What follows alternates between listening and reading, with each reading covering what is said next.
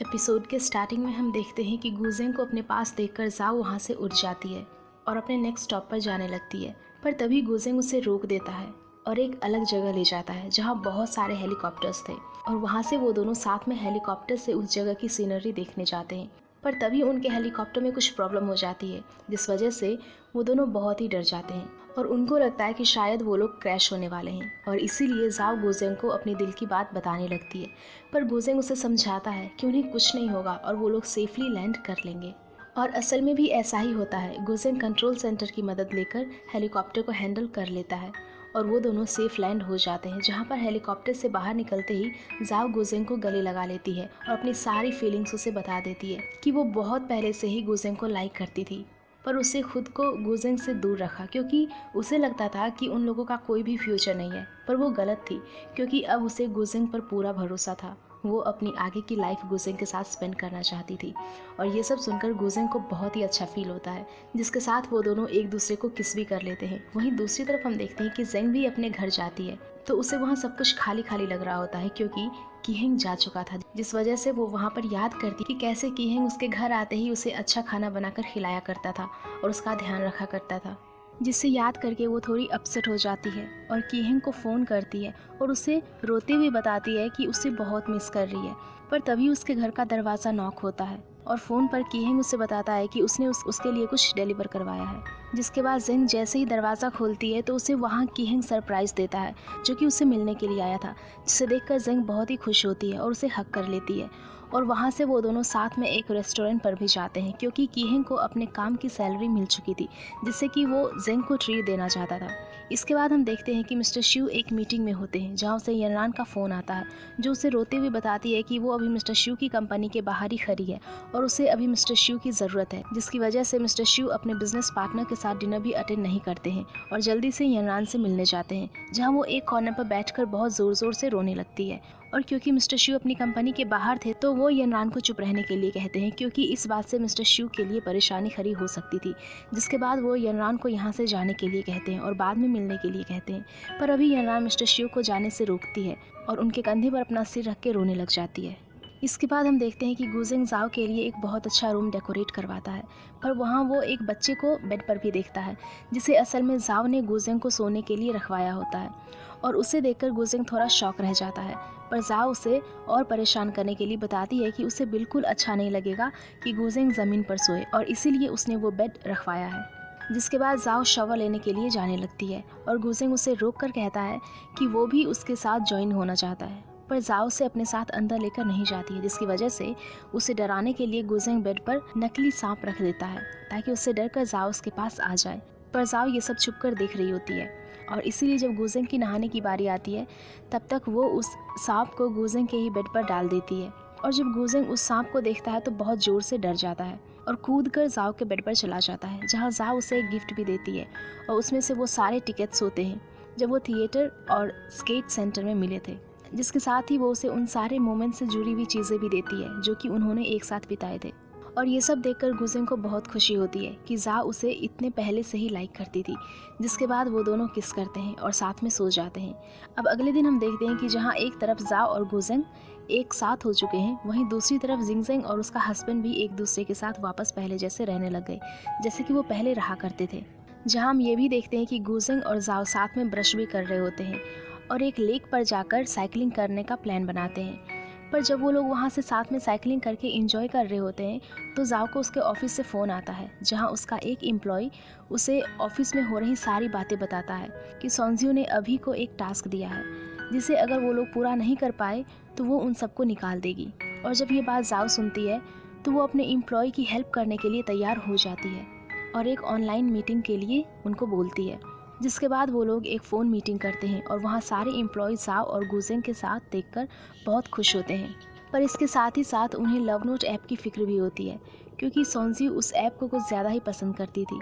और वो उसे बंद भी करना चाहती थी। पर जाओ ये सिचुएशन को संभाल लेती है और अपने सारे एम्प्लॉय को इस बात का सॉल्यूशन निकालने में हेल्प करती है। अब हम देखते हैं कि उन्हें ये काम करते करते शाम हो जाती है, जहाँ गुजेंग जाओ को बाहर हो रहे एक मैरिड कपल के फ़ोटोशूट को दिखाता है और कहता है कि वो दोनों भी अपनी शादी की पिक्चर्स उसी तरह क्लिक कराएंगे। पर जाओ उसे चिढ़ाने के लिए कहती है कि वो इस बारे में बाद में सोचेगी। कि उसे गुजेंग से शादी करनी है या फिर नहीं। जिसके बाद अगले दिन हम देखते हैं कि जब जाओ उठती है तो गुजेंग उसके लिए ब्रेकफास्ट लेकर आता है, पर तभी उसे अपनी मॉम के मैनेजर का फ़ोन आता है, जिससे उसे पता चलता है कि उसकी मॉम को हार्ट अटैक आया है। और ये सुनकर वो बहुत टेंशन में आ जाता है, जिसकी वजह से वो दोनों अपना वैकेशन छोड़कर जल्दी से हॉस्पिटल जाते हैं जहाँ गुजेंग की मॉम एडमिट थी। और जब गुजेंग अपनी मॉम से मिलता है तो वो उससे कुछ अकेले में बात करती है, जहाँ वो गुजेंग को समझाती है कि जब उसके डैड की डेथ हुई थी तब से उसकी मॉम ने कंपनी को बहुत मुश्किल से संभाला है, और गुजेंग के डैड का यही ड्रीम था कि उनका बेटा भी उस कंपनी को संभाले और टॉप पर लेकर जाए। पर अब वो हॉस्पिटल में थी और इसीलिए वो चाहती थी कि गुजेंग अपनी कंपनी को संभाले ताकि लिंक टेक्नोलॉजी ख़त्म होने से बच सके, जिसकी वजह से गुजेंग को भी अपनी ड्रीम्स को साइड में रखकर अपनी मॉम की बात माननी पड़ती है। और वो अपनी मॉम के सामने सिर्फ एक कंडीशन रखता है और कहता है कि वो सब कुछ करने के लिए तैयार है, पर उसे अपनी हेल्प के लिए जाओ को कंपनी में वापस लाना होगा।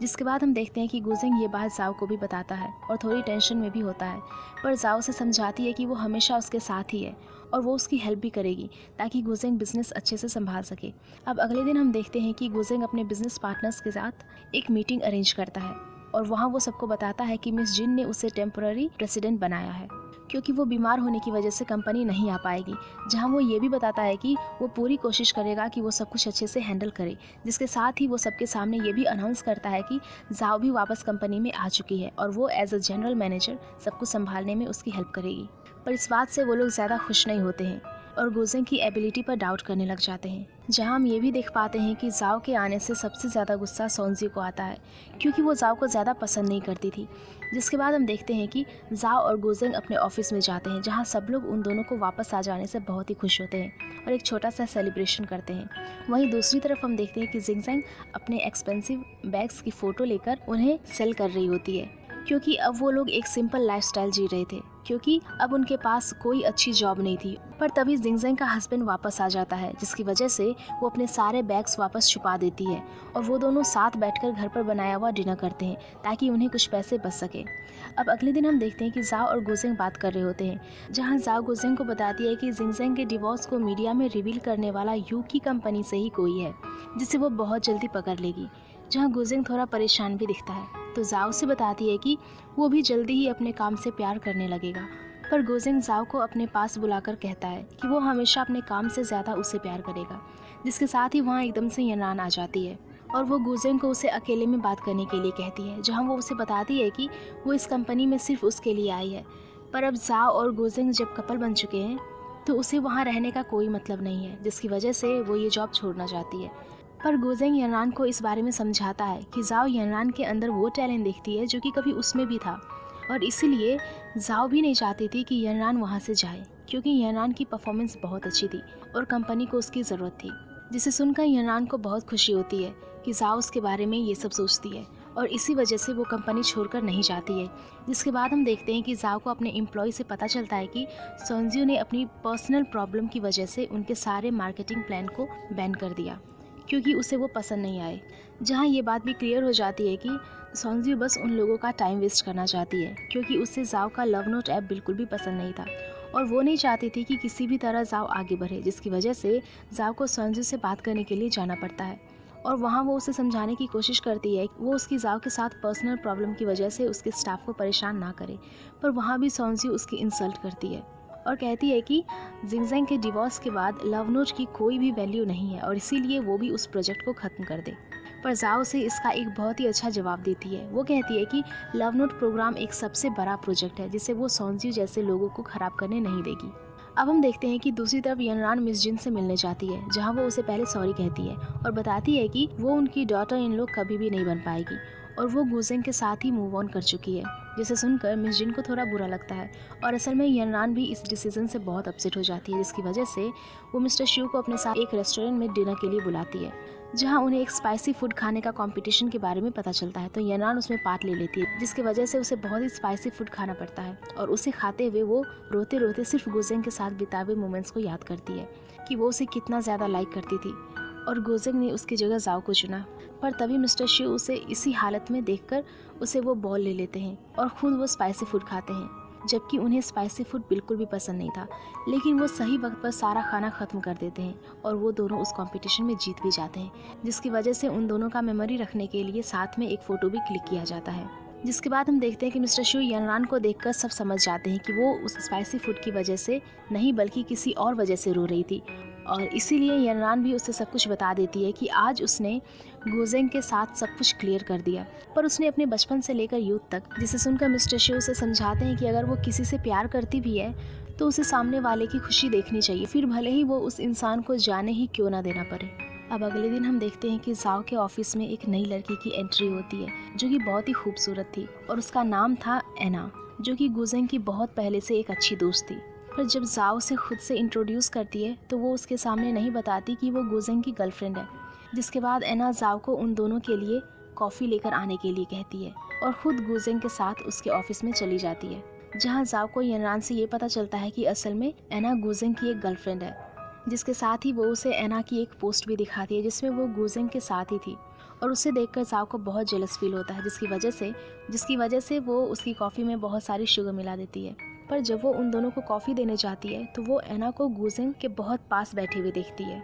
जिससे कि उसे बहुत गुस्सा आता है। और हम ये भी देख पाते हैं कि गुजेंग भी उसे अवॉइड करना स्टार्ट कर देता है और ऑफिस का काम बताकर वहाँ से बाहर भेज देता है, जिसकी वजह से वो कॉफ़ी पीने लगते हैं और ज़्यादा शुगर वाली कॉफ़ी गलती से गुजेंग पी लेता है, और उसे पता चलता है कि ये सब जाओ ने ज़बरदस्ती उसके साथ किया था। वहीं दूसरी तरफ जाओ अपने डेस्क पर बैठकर गुजेंग और एना को साथ में इमेजिन करने लगती है और सोचती है कि आखिर उन दोनों के बीच ऐसा क्या रिलेशन है जिसकी वजह से एना को यहाँ आना पड़ा है, जिसे सोचकर वो ऑफिस में बहुत ज़ोर से चिल्लाती है और सब उसे देखने लग जाते हैं। और जब गुजेंग जाओ को इतना जेलस होते हुए देखता है तो उसे मनाने के लिए आ जाता है, जहाँ पर वो उसे बताता है कि असल में एना वहाँ उसके साथ कॉर्पोरेशन के लिए आई है क्योंकि उनकी कंपनी को फिनेंशियल सपोर्ट की ज़रूरत थी। जिसके बाद हम देखते हैं कि गुजेंग जाओ को अपने साथ डिनर पर लेके जाता है, उनके बीच एना भी वहाँ पहुँच जाती है। इसके साथ ही एपिसोड यहीं ख़त्म हो जाता है। तो अगर आप लोगों को ये एपिसोड पसंद आई हो तो प्लीज़ वीडियो को लाइक कर देना और चैनल को सब्सक्राइब कर देना। Thank you.